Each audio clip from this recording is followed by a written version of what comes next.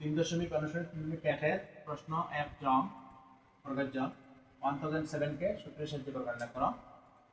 আমরা এটাকে সমাধান করব। সমাধান হচ্ছে 1007, এটাকে আমরা প্রথমে বর্গফল নেব।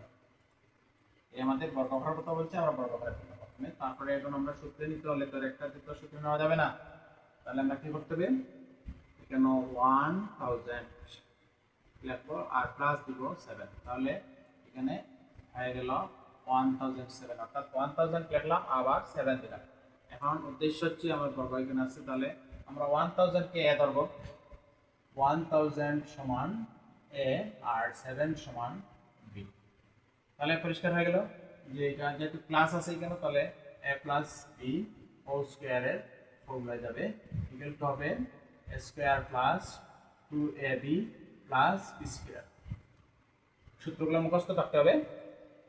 তাহলে আমরা এখন a বলতে লিখবো 1000, তাহলে আমরা a বলতে লিখবো 1000, অর্থাৎ 1000 স্কয়ার, তাই স্কয়ার ও লিখলাম স্কয়ার প্লাস 2 দিলাম, এই ফর্মুলা 2, এই 2টা এখানে আসছে। a বলতে দিব আমরা 1000 আর b বলতে দিব 7, আবার প্লাস 7 অর্থাৎ b স্কয়ার বলতে 7 স্কয়ার।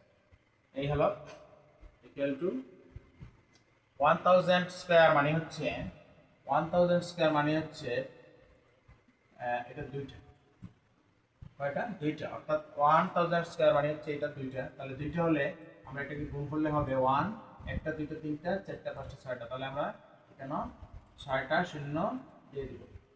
6টা শূন্য দিয়ে দিলে হবে 1.17 লক্ষ, অর্থাৎ 10 লক্ষ হবে।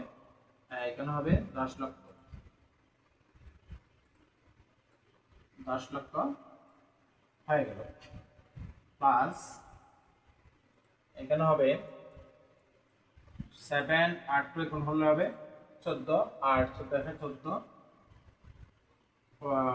14, আর এখানে 3টা জিরো আছে, তাহলে 3টা জিরো আমরা দিয়ে দিলাম, আর প্লাস 7 হোল স্কয়ার মানে হচ্ছে 7 × 7, তাহলে হচ্ছে 49। এই হচ্ছে আমাদের 49। এটা এখন আমরা তিনটা সংখ্যাকে আমরা যোগ করে ফেলবো। যোগ করতে হলে আমরা ক্যালকুলেটর না থাকলে আমরা এটা প্রথমে দিব, এটা দিব, এটা দিব। তাহলে এখানে কি পেলাম 9 0 0, তাহলে সেটা ফলাফল হবে 9। তারপরে এটা 0, এটা 0, এটা 4, তাহলে হবে 4। তাহলে এটা 0, এটাও 0, এখানে 9, তাহলে 0, এটাও 0, এটাও 4, তাহলে হবে 4,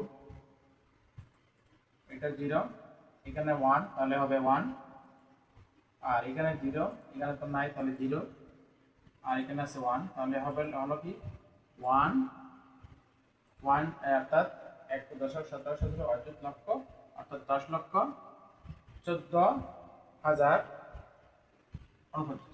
এই হচ্ছে এটা আনসার। তাহলে আমরা 1007 কে বর্গ করলে এটা হয় আনসার।